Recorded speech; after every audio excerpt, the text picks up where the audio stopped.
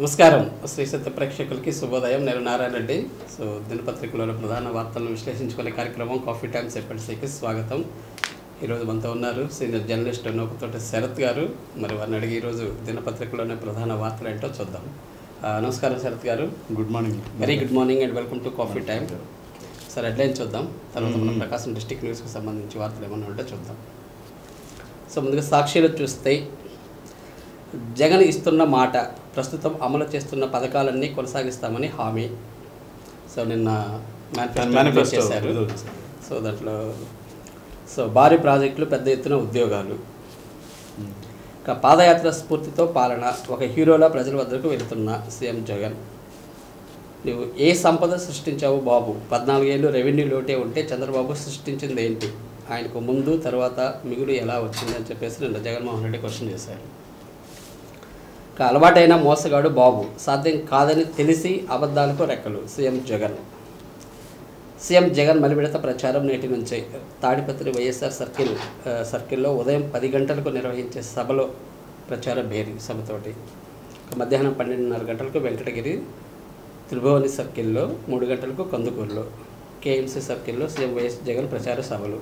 Okay, ఇక అసెంబ్లీకి మొత్తానికి 2705 మంది, లోక్సభకు 503 మంది నామినేషన్లకు ఆమోదం పొందారు. ఈరోజు 11 గంటల లోపు మళ్ళీ ప్రకటిస్తారు ఎవరెవరు ఫైనల్ లిస్ట్. ఇంకా మొత్తం పరిస్థితి. ఓకే, సో ఇవి సాక్షిలో వచ్చిన ప్రధాన వార్తలు. ఇంకా అందులో జ్యోతిలో చూస్తే సేవ పైన సాధింపులు, కూటమి అభ్యర్థుల ట్రస్టులపై కొరడ, స్వచ్ఛంద సేవా సంస్థలకు రాజకీయ మకిలి, క్యాన్సర్ ఆసుపత్రి నిర్వహణలో బాలకృష్ణ ట్రస్టు, తండ్రి పేరిట ధూళిపాల డీవీసీ చారిటబుల్. ఇక గీతా, బైబిల్, ఖురాన్ సాక్షిగా అబద్ధాలే చెబుతాం, మేనిఫెస్టో పేరుతో మరోసారి జగన్ మాయ. ఇక జనం ఆస్తిపై జగన్ కన్ను, ఒరిజినల్ డాక్యుమెంట్స్ ఆపి జిరాక్సులతో సరి, నిరసనలు పట్టించుకోకుండా సబ్ రిజిస్ట్రార్లకు ఆదేశాలు జారీ. ఇక ఎన్నికలకు ముందే జగన్ అస్త్ర సన్యాసం, జనం ఓటేరని తెలిసిపోయింది, మేనిఫెస్టోతో చేతులెత్తేశాడు చంద్రబాబు. ఇక 3 రాజధానుల పేరుతో జనం చేతులు చిప్ప, జగన్ హయాంలో రాష్ట్రం డ్రగ్స్ మయం, అభివృద్ధిని గాలికి వదిలేశాడు. పెన్షనర్లకు ఇబ్బంది కలగకూడదు, పింఛన్లు, ఇతర పథకాలను ప్రభుత్వ ఉద్యోగులతో పంపిణీ చేయించాలి, ఏర్పాట్లు సరిగ్గా లేవని ఫిర్యాదులు వచ్చాయని చెప్పేసి నేను ఎలక్షన్ కమిషన్ ప్రభుత్వానికి ఆదేశించింది. స్టేట్ వార్తలకు సంబంధించి మనం ఎంత తక్కువగా మాట్లాడుకుంటే అంత తక్కువ మంచిది. ఎందుకంటే ఇరు వర్గాలు ఒకటి మీద ఒకటి నిందారోపణ చేసుకుంటారు. అది జనరల్. జగన్ వస్తే జనం ఇల్లు తాకట్టే, ప్రమాదకర పాలసీలు అన్నారు. మళ్ళీ వస్తే మనల్ని రోడ్డుకు లాగేస్తారని చెప్పేసి నిన్న పవన్ కళ్యాణ్ అన్నారు. తాకట్టు పెట్టుకోవటం అంటే ఎన్నికల్లో ఓటర్ నాడిని పట్టడం కూడా ఒక విశేషం. అంతేగా, ఏంటంటే అర్థం కాదు. ఇప్పుడు ప్రతి ఒక్కళ్ళకి అది అధికార పక్షమైనా ప్రతిపక్షమైనా వాళ్ళు చెప్పేది నిజమా కాదా అనేది ప్రజలు ఆలోచిస్తున్నారు. అవును, సోషల్ మీడియా వచ్చిన తర్వాత కొంత అవేర్నెస్ పెరిగింది. వీళ్ళు స్థాయి కూడా మర్చిపోయి ఎక్కువ మాట్లాడేస్తున్నారు. అది చిన్నవాళ్ళు కూడా సామాన్య జనం మాట్లాడే భాష కూడా కాకుండా వాళ్ళు కూడా చాలా పద్ధతిగా మాట్లాడతారు. ఇప్పుడు వాళ్ళకంటే ఎక్కువగా మాట్లాడతారు. సో ఎన్నికల్లో ఎంత అబద్ధమైన మాట్లాడి ఈ ఓట్లు తీర్చుకోవాలనేది ఒక ఇది. సో ఇరుపక్షాల వాళ్ళు ఇంకా పీక్ స్టేజ్కి వచ్చే టైం ఉంది. ఎన్నికల కమిషన్ కరెక్ట్గా చెప్పినా కూడా, కఠినంగా చెప్పినా కానీ వాళ్ళు ఒకసారి ఎంతమంది మీద నిఘా పెడతారు? ఎన్నికల కమిషన్ నిఘా పెడతారు. చర్యలు తీసుకుంటే రోజుకు ఒక అభ్యర్థి లేచిపోవాలి. చర్యలు తీసుకుంటే కరెక్ట్గా కరెక్ట్గా చర్యలు తీసుకుంటే రోజుకు ఒక అభ్యర్థి లేచిపోవాలి. వాళ్ళ నిబంధనలు. ఇది ఎన్నికలు జరగాలి కదా, ప్రజాస్వామ్యంలో ఎన్నికలు జరగాలి కదా అని చూడనట్టు వ్యవహరిస్తుందేమోనని నా డౌట్. ఇక మన జిల్లా వార్తలకు వెళ్తే మనం అసలు మేనిఫెస్టో అంటే అభిప్రాయం సార్, శాంతి భద్రతల విషయం. నిన్న మేనిఫెస్టో ఇప్పుడు అంటే అంత భయంకరంగా పెంచింది ఏం లేదు. చూడండి మీరే సాక్షిలో అంటే సంక్షేమం మీద మళ్ళీ అదనంగా పెంచాడు. ఏమీ పట్టించుకోలేదని ఒక విమర్శ ఉంది సార్. ఒకటండి, అది పోలవరం కానీ ఇటువంటి ఉచితాలు ఇస్తా ఉంటే జనాలు కూడా మొన్న అన్ని ఉచితాలు ఇస్తున్నారు, జనం సోమరపోతులు అవుతున్నారు అనేది ప్రతిపక్షాలు. ఇతను మీ వైఎస్ఆర్ జగన్ ఖర్చు పెంచడానికి వీళ్ళు విమర్శిస్తారు, వీళ్ళు కూడా ఇప్పుడు రేపు చూడండి పెంచుతున్నారు, ఉచిత బస్ ప్రయాణం అంటున్నారు. ఇంకా ఎంతమంది ఉంటే అంతమంది పిల్లలకి విద్యా దీవెన అమ్మ ఒడి అంటున్నారు. దానికి లిమిటెడ్ లేకుండానే చెప్పేస్తున్నారు. కానీ సాధ్యమయ్యేదా? సాధ్యమవుతాయా లేదా? ఒక పథకానికి 1,00,000 కోట్లు అవుతున్నాయి. ఏ పథకం మన చూస్తే వేరే విశ్లేషకులు చెప్తే ఒక పథకానికి 1,00,000 కోట్లు. అది రేపు పొద్దున ప్రజలు ఓటు వేస్తారని ఓటు వేయించుకున్న తర్వాత నిరుద్యోగుతున్నారు. గతంలో లేదు కదా, ఇద్దరు లేదన్నారు, ఇద్దరు ప్రకటించారు నిరుద్యోగ వృత్తి. ఇవ్వాల నిరుద్యోగ వృత్తి అదే ఇచ్చేదే చెయ్యాలి ఎవరైనా. సో దీన్ని నాకు తెలిసి పాత నవరత్నాలే కొంచెం కొనసాగింపుగా అదనంగా పెంచారే కానీ ఏదో ఆవేశపడి ఇంకా చేసేస్తే అంటే పులిని చూసి నక్క వాత పెట్టుకుంటారు. ఆర్థిక పరిస్థితులు మామూలుగా లేవు కదా, ఇప్పటికే అప్పులు కుంపటని చెప్తా ఉన్నారు. ప్రభుత్వం కూడా అప్పులు చేయడానికి సాహసించారు. పొద్దున ఎన్నికల్లో గెలిస్తే సమస్య, గెలిచినోడు ఇంట్లో ఏడుస్తాడంట, గెలనోడు బయట ఏడుస్తాడు. సో అది పరిస్థితి. ఇక మేనిఫెస్టో అనుకున్న ఊహించిందే చాలా జాగ్రత్తగా పెట్టినట్టుంది, కొంచెం పెంచాడు, ఎక్స్ట్రాడినరీ ఏం లేదు. కానీ వీళ్ళు దాన్ని ఎద్దేవా చేస్తున్నారు ప్రతిపక్షాలు. కానీ రేపు వాళ్ళు చేసే వాగ్దానాలు సూపర్ 6 అంట కదా, అవును, వాటన్నిటిని ఇక బడ్జెట్ అనేది దాని మీద ఎట్లా చేయాలో చూస్తారు. ప్రజలు దానికి నమ్మి ఓటేస్తారా లేదనేది మనం చూడాలి. 13 తర్వాత చూడాలి, 4 తర్వాత కానీ తెలియదు, 4 తర్వాత కానీ తెలియదు, 4వ తేదీ అంతే, జూన్ 4వ తేదీన. చాలా నర్వస్ అనమాట రాజకీయ నాయకులకి, చాలా అగ్ని పరీక్ష. 13 ఎన్నికలు అయితే ఒక వారం రోజులే రిజల్ట్ చేస్తే మళ్ళీ ఎదురు చూడాలి. చాలా మందికి బీపీలు వస్తే, కొంతమంది హార్ట్ స్ట్రోక్లు కూడా వస్తాయి చూస్తాం. ఎన్నికలు చాలా ప్రతిష్టాత్మకంగా జరుగుతాయి. ఇక మన జిల్లా వార్తలకు వస్తే సార్, శాంతి భద్రతల పోలీస్ యంత్రాంగం ఇక గ్రామాల్లో నిజంగా నిన్న ఎంపీగా పోటీ చేసినాడు, ఎమ్మెల్యేగా పోటీ చేసినాడు, అక్కడ సీట్ రాకపోతే నెక్స్ట్ ఇంకో పార్టీలో చేస్తాం. ఇక్కడ కూడా సీట్ రాకపోతే ఇంకొక ఆల్టర్నేట్ పార్టీలో చేస్తాం. వాళ్ళు సేఫ్ జోన్లో ఉంటున్నారు ఎన్నికల్లో. ఖర్చు పెట్టడానికి వాడు సేఫ్ జోన్ ఎలాగైనా ఎమ్మెల్యే కావాలని. కానీ గ్రామాలు అలా కాదని, ఎన్నికలు చాలా తీవ్రమైన చిచ్చు పెడుతున్నాయి, అన్నదమ్ముల మధ్య కూడా చిచ్చు పెడుతున్నాయి. సో ఈ నేపథ్యంలో గొడవలు జరగచ్చు. ఈ 4 రోజుల్లో ఎన్నికల్లో జరిగేటప్పటికి ఇక శిబిరాలు పెడతారుగా, గ్రామాల్లో పార్టీ కార్యాలు పెడతారుగా, ముందు ప్రధానం అక్కడ మందు తాగటం, డబ్బులు పంపిణీ దగ్గర ఈ గొడవలు ఎక్కువ అవుతాయి, ఖచ్చితంగా జరుగుతాయి. ఎంత సౌమ్యుడైనా కానీ అతను ఆటోమేటిక్గా వెళ్ళిపోతున్నాడు. ప్రతి ఒక్కరికి పొలిటికల్ ఫీవర్ అనేది వస్తాను. సో ఈ నేపథ్యంలో పోలీస్ యంత్రాంగం కూడా గ్రామాల్లో నిఘా పెట్టేసేది. మన ఎస్పీ గరుడు సునీల్ నిన్న బేస్తవారిపేటలో నియమాలపై అవగాహన కలిగించడం జరిగింది. ఎన్నికల ప్రక్రియ స్వేచ్ఛగా పారదర్శకంగా నిర్వహించడంతో పాటు ఓటర్లు సహకరించాలన్నారు. గ్రామాల్లో గొడవలకు దూరంగా ఉండాలని, ప్రశాంతంగా ఎన్నికల నిర్వహణకు సహకరించాలని తెలిపారు. ప్రజల రక్షణ భద్రత కల్పించడమే పోలీసుల ముఖ్య ఉద్దేశమని, ఎన్నికలు సజావుగా భద్రపరంగా అన్ని చర్యలు తీసుకుంటున్నట్లు ఆయన తెలియజేశారు. సో ఏదన్నా సమస్య ఉంటే వాళ్ళు పోలీసు డయల్ నెంబర్ కూడా ఇచ్చారు, నెంబర్ కూడా వాట్సాప్ నెంబర్ ఇటన్నీ ఇచ్చారు. మద్యం ఇవన్నీ ఉంటాయి, సివిజిల్ యాప్ ఉంది. సో దాని మీద అవగాహన కల్పించడం, స్వేచ్ఛగా ఓటు హక్కును వినియోగించుకోని చెప్పి చెప్తున్నారు. కొత్తపట్నంలో పల్లెపాలెంలో కార్యక్రమం, పల్లెపాలెం తీర ప్రాంతాల మత్స్యకారులకు శనివారం ఓటు వినియోగంపై అవగాహన సదస్సు నిర్వహించారు.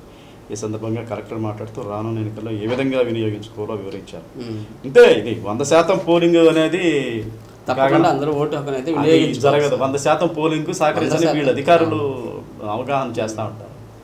సో 100% పోలింగ్ అయితే చరిత్ర అనమాట.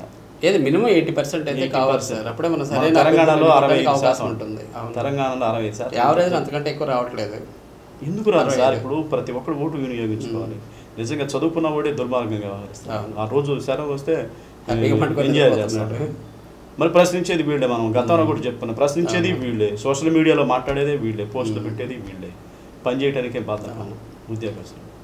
వాస్తవంగా గ్రామీణ ప్రాంతాల్లోనే ఎక్కువ ఓటింగ్ శాతం ఉంది. అవును కదా, గొడవ జరుపుకునేది అదే. అంటే మనం ఇందాక చెప్పుకునేది నా ఓటేదని గొడవలు పెట్టుకునే వాళ్ళు ఉన్నారు. నా ఓటేదని. సో 100% గ్రామాల్లో అందరికీ అంటే కొంతమందికి ఓటు వినియోగం మీద అవగాహన ఖచ్చితంగా ఉండాలి. సో సామాన్యుడే ఖచ్చితంగా ఓటేసి వస్తున్నాడు. వీళ్ళకి అవగాహన కల్పించాలి. ఈ ఉద్యోగులకి వీళ్ళందరికీ వీళ్ళకి కావాలి ముఖ్యంగా. ఏది సెలవుదినాల్లో ఇంటి ఎంజాయ్ చేయకుండా ఓటేసి వెళ్ళండి రా బాబు. సినిమా తమిళనాడులో ఎంతమంది సినిమా యాక్టర్లు పొద్దున్నే వచ్చి ఓటేశారు. Okay right. ఇక అక్రమంగా తరలిస్తున్న మద్యం అంట ఇక్కడ ఇక దీనికి అంతే ఎక్కడ ఉంది. ఇక్కడ మద్యానికి అది అసలు ఒంగోలు నగరంలో 1 టౌన్ పోలీస్ స్టేషన్ పరిధిలో బండ్లమెట్ట సెంటర్లో పోలీసుల వాహనాలను తనిఖీలో భాగంగా అక్రమంగా మద్యం పట్టింది. 1 టౌన్ సిఐఎం లక్ష్మణ్ వివరాల ప్రకారం టంగుటూరు మండల కేంద్రానికి చెందిన వాణి నగర్ వారిగా గుర్తించారు. ఒకరు పిల్లాని కుమార్ 19 సీసాలు స్వాధీనం చేసుకున్నారు. మొత్తం 3,875 రూపాయలు ఉంటాయని. ఈ చిన్న మొత్తాలు పోతుంది కొంత గోడలు ఎక్కడ అదంతా సార్ అది చెప్తున్నా. రూపాయి లంచమేగా. లంచం తీసుకున్నట్టే రూపాయి 5,000 అదంతా అంటున్నాను మామూలుగా. అసలు ఎన్నికల కమిషన్ కరెక్ట్గా నిఘా పెడితే వాళ్ళు అఫిడవిట్లో చూపించేది వేరు, వీళ్ళు డబ్బులు పంపిణీ చేసేది వేరు. ఈ మద్యం ఇవే ఎక్కువ. ఏదైనా ఈ 2-3 నెలల్లో వచ్చే మద్యం మీద వచ్చే ఆదాయంతో ఎలక్షన్స్ నిర్వహించవచ్చు ఖచ్చితంగా. అసలు మన రాష్ట్రంలో ఖర్చు పెట్టినంత డబ్బు ఏ రాష్ట్రంలో పెట్టరండి. మరి ఆంధ్రప్రదేశ్, తెలంగాణలో పేద రాష్ట్రాలు ఖర్చు పెడితే ఏం చేస్తారు మరి? సీటు కోసం 50 కోట్లు ఖర్చు పెట్టేవాళ్ళు ఉన్నారు, 100 కోట్లు ఇచ్చేవాళ్ళు కూడా ఉన్నారు. ఉన్నోళ్ళ కాడ ఉంది, లేని వాళ్ళ కాడ లేదు. స్వచ్ఛందంగా ఎన్నికల్లో పాల్గొని సేవ చేయాలనే వాళ్ళు కూడా మా ప్రజలు ఆదరించట్లేదు. నువ్వు డబ్బులు ఇస్తేనే ఓటేస్తాను, నువ్వు రేపు గెలుస్తుందని మమ్మల్ని పట్టించుకున్నామని ఒక చెత్త తర్కానికి దిగుతున్నారు. అరే వీడు మంచివాడే పాపం, వీడికి ఓటేద్దాం. ఇప్పుడు నేను ఓటు వేసిన వీళ్ళు ఇంకోటి ఏంటంటే మనం ఓటేస్తే వాడు గెలుస్తాడని ఆలోచిస్తున్నారు. అది తప్పండి. ఇద్దరు అవినీతి పనులు చేయాలంటే మంచోడికి వేసామని ఫీలింగ్ ఉంటుంది కదా. మంచోడికి వేసాం కదా అనేది ఉంటుంది. కానీ మంచివాళ్ళు రాణించలేరు. చాలా మంది వేస్తున్నారు స్వచ్ఛందంగా. చూస్తే ఏ ఊరు కూడా అందరు కోట్లకు పడిన వాళ్ళే చూడండి. ఎవరు సామాన్య మానవుడు ఎవరూ లేరు దాదాపుగా. ఏంటి సార్ హత్య కేసులో నిందితుడు అరెస్ట్ అంటే ఎక్కడ ఇది ఎందుకు మనం రెగ్యులర్గా చాలా జరుగుతున్నాయి అక్రమ సంబంధాలు. ఇది ఎందుకు చెప్తానంటే చిన్న విషయమే, హత్యకి దారి తీసిన చిన్న విషయం. ఎక్కడంటే ఎర్రగొండపాలెం స్నేహితుడిని ఇనపరాడుతో కుట్టి హత్య చేసిన నిందితుడిని అరెస్ట్ చేశారు. వివరాల్లోకి వెళ్తే ఈ నెల 25వ తేదీన మద్యం తాగే విషయంలో ఎలగల శ్రీనివాసులు అతని స్నేహితుడు ఊరుగంటి రాజేష్ గొడవ పడ్డారు. దీనిని మనసులో పెట్టుకుని రాజేష్ తన ముఖంపై ఇనుపరాడుతో కుట్టి చంపాడని చెప్పారు. స్థానిక మార్కాపురం రోడ్డులో ఆనకుంట అనే ప్రాంతం వద్ద నిందితుడు సంచరిస్తున్న విషయం తెలుసుకుని అతనిని అరెస్ట్ చేశారు. చూడండి, మద్యం తాగే విషయం ఒక ప్రాణం బలిగొంది. అదే మద్యం ఎంత ప్రమాదకరం అనేది తెలుసుకోలేకపోతున్నారు సార్. నువ్వు సామాన్యుడి నుండి IAS వరకు మందు తాగుతారు. చెప్పాల్సిన వాడే ఈ సమాజానికి నీతులు చెప్పాల్సిన వాడే, బాధ్యతలు చెప్పాల్సిన ఉద్యోగులు, ఉపాధ్యాయులు. చూడండి ఎంతమంది ఈ వ్యసనానికి బానిస అవుతా ఉన్నారు. సమాజానికి ఒకడెవడో టీచరు తాగి బడికి వస్తే పిల్లలు తరివారటువంటి సోషల్ మీడియాలో వైరల్ అయింది. తాగిచ్చేవాడు ఉన్నారు. మన ఎన్నికల విధుల్లో ఒక అధికారి కలెక్టర్ ముందే తాగి సస్పెండ్ చేశారు. దీని విషయం తెలిసి కూడా మాట పెరిగి చంపుకునే స్థాయి. ఏదైతే ముందు రహస్యంగా తాగేవాళ్ళు మందు తాగటము అంటే ఇప్పుడు పబ్లిక్ గా తాగకపోతే ఏదో షట్ డౌన్ లాగా ఫీల్ అవుతున్నారు. తాగనోడు వాడు పరిమాణోడు లాగా, ఎవడరాయుడు తాగలేడు అంటే మందాగనోడు పరిమాణోడు లాగా గుర్తిస్తాం. మీరు చూడండి, రాత్రిళ్ళు మనం రాత్రి 10-10:30 ఆ ప్రాంతాల్లో ఊరి బయటకి ఏదైనా ప్రయాణించాలంటే భయపడేవాళ్ళు. అందరూ ఈ ఇళ్ళే ఊరి బయట మధ్య డివైడర్ మీద కూర్చొని తాగుతున్నారు. అసలు పబ్లిక్ గా తాగేస్తున్నారా? బస్ స్టాండ్ ఎదురుగా డివైడర్ మీద కూర్చొని తాగుతున్నారు. గతంలో తాగి జనాలు రావాలంటే భయపడేవాడు, ఇప్పుడు తాగే బయటకు జనాలు తిరుగుతారు. సో ప్రాణం విలువ అని తెలియట్లే. తాగితే ఆ తాగుడు ప్రాణ విలువ తెలియట్లేదు, పక్కన వాళ్ళకి ఎంత డిస్టర్బెన్స్ అనేది తెలియట్లేదు, ఎంతమంది భయపడుతున్నారు. డిస్టర్బెన్స్ అనే కదా సార్, ప్రాణాలు తీస్తున్నారు కదా. సో దాని గురించి మనం మద్యం ఏ విధంగా ప్రాణాలు తీస్తుంది, మనుషులను ఏ విధంగా పతనావస్థకి చేరుస్తుందని. మాజీ మంత్రి సిద్ధా ఇంట్లో దోపిడీకి ప్రయత్నించారంట. ఎప్పుడు జరిగింది చూడండి. ఒంగోలులో నిన్న ఎంత ఎలక్షన్ టైం ఎప్పుడు ఇళ్ళ దగ్గర జనాలు ఉంటారు, కార్యకర్తలు అది ఉంటారు. గోడ దూకి ప్రవేశించారు, కత్తులతో వాచ్మెన్ గొంతు కోసేందుకు ప్రయత్నించారు. ప్రతిఘటించిన ఆయన కింద పడటంతో అలిగిడి పక్కనే ఉన్న భద్రతా సిబ్బంది అప్రమత్తం కావడంతో ఆగంతుకులు పరారయ్యారు. ఈ సంఘటన శుక్రవారం రాత్రి చోటు చేసుకుంది. అయితే ఈ విషయాన్ని శనివారం మధ్యం వరకు రహస్యంగా ఉంచారంట. మరి ఎందుకు ఉంచారు అనేది తెలియదు. అనంతరం పోలీసు సమాచారం ఇవ్వడంతో రంగంలో దిగిన వారు దర్యాప్తు ప్రారంభించారు. ముఖాలకు మాస్కులు ధరించి ఉన్న ఇద్దరు ఆగంతుకులు సిద్ధ ఇంటికి ఉత్తరం అయిపోయి ఉన్న గోడను దూకి లోపల. అంటే సిద్ధ ఈయన ఇల్లు తెలియదు, లేకపోతే ఏదో పెద్ద బిగ్ షాట్ అంటే దోచుకోవచ్చు నేను.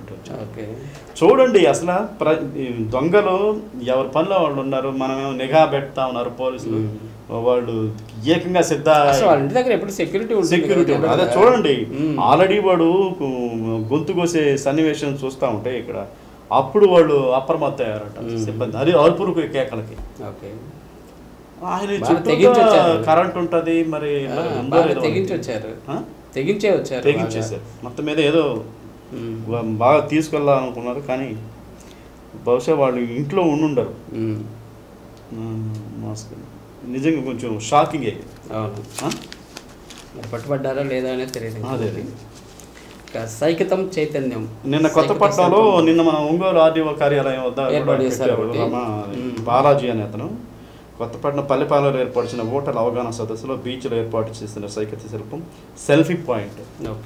ఇక్కడ కూడా అదే సెల్ఫీ పాయింట్. ఆడ సముద్రం దగ్గర అంటే కొంచెం దాని క్రేజ్ పెరుగుతుంది. ప్రజలు ఎంత అవగాహన ప్రభుత్వం అధికారులు వాళ్ళ చేస్తున్నారు ప్రజలకు అవగాహన కల్పించడం. కలెక్టర్ గారు అయితే చాలా ఉత్సాహంగా చేస్తా ఉన్నారు, ప్రతిసారి రివ్యూ చేయటం చేస్తూ ఉన్నారు.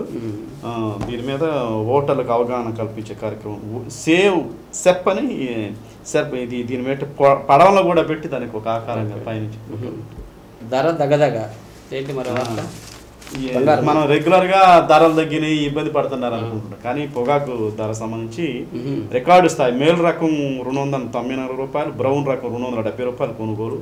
బోర్డు చరిత్రలో దక్షిణాదిన ఇదే అధికం. ఇప్పటి వరకు 32 మిలియన్ కేజీల విక్రయం.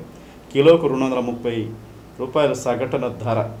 అంటే లాస్ట్ చివరిగా గరిష్ట ధర అంటే 294. స్టార్టింగ్ లో 232 రూపాయలతో స్టార్ట్ అయింది. 232 రూపాయల నుంచి 200. ఇది మంచిదే కదా పాపం రైతులు కనీసం. మరి ఇంకోటి ఇంకో ప్రమాదం అంటే రేపు నెక్స్ట్ ఇయర్ ఇంకా వేస్తారు మళ్ళీ ధర. ఈ సంవత్సరం లాస్ట్ ఇయర్ తో కంపేర్ చేసుకుంటే ఈ సంవత్సరం పెరిగింది. లాస్ట్ ఇయర్ బాగా రేట్ వచ్చిందని చెప్పేసి అయినా కానీ ధర ఎట్లా కూడా పర్లేదు, వాళ్ళు పడ్డ కష్టానికి మంచి వార్త. సగటు అంటే 231, అది కూడా ఎక్కువే. అంటే అంతకుముందు లేదు కదా, అంతకుముందు రోడ్డు మీద కొంచెం బేళ్లు తగలబెట్టేసి బేళ్లు అక్కడే వదిలేసి కూలిగోడు గిట్టుబాటు రావట్లేదు అనేది మీద బాగా ఇది ఒక ఆశాజనకం రైతులకు.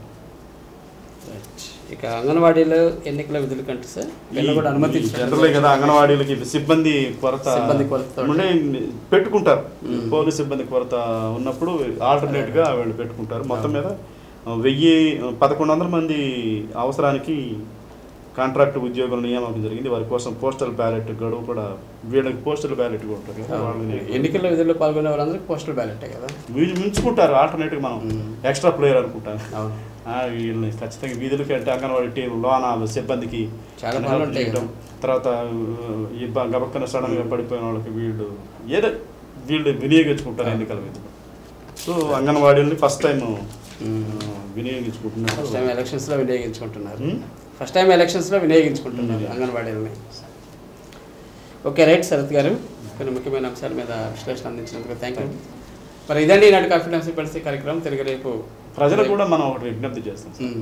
ఎన్నికలు ఒక రోజే ఉంటాయండి. ఆ ఎన్నికలు జరిగేటప్పుడు మీ ఓటు మీరు వినియోగించుకొని చక్కగా ఇంట్లో కూర్చోండి. ఎందుకంటే రోడ్ల మీద ఉన్నప్పుడు ఎవరో ఒక మాట అంటారు. ఎన్నికలకు సంబంధించి పార్టీలకు సంబంధించి చిన్న మాటలప్పుడు స్పందించడం, దాన్ని పెద్ద చేసుకోవటం. ఇప్పుడు మాట్లాడుకున్నాం కదా, మద్యం విషయంలో గొడవపడి మద్దతు చేసుకుంటాం, అనవసరమైన విషయాలు తలదిస్తే అంతే. సో ప్రజలు కూడా ఓటు మీరు వేసుకున్నామా, ఇంట్లో ఉన్నామా అన్నట్లుగా ఉండాలి. బజార్లో ఉండి డిస్కషన్లో పాల్గొని ఆవేశాలకు లోనై గొడవలు దిక్కుండా సామరస్యంగా ఉండేందుకు ప్రయత్నించాలని మా సత్యానికి కూడా మీకు తెలియజేస్తాం. ఈ కార్యక్రమంలో మళ్ళీ కలుద్దాం. అంతవరకు చూస్తుండండి శ్రీ సత్య నెట్వర్క్. నమస్కారం.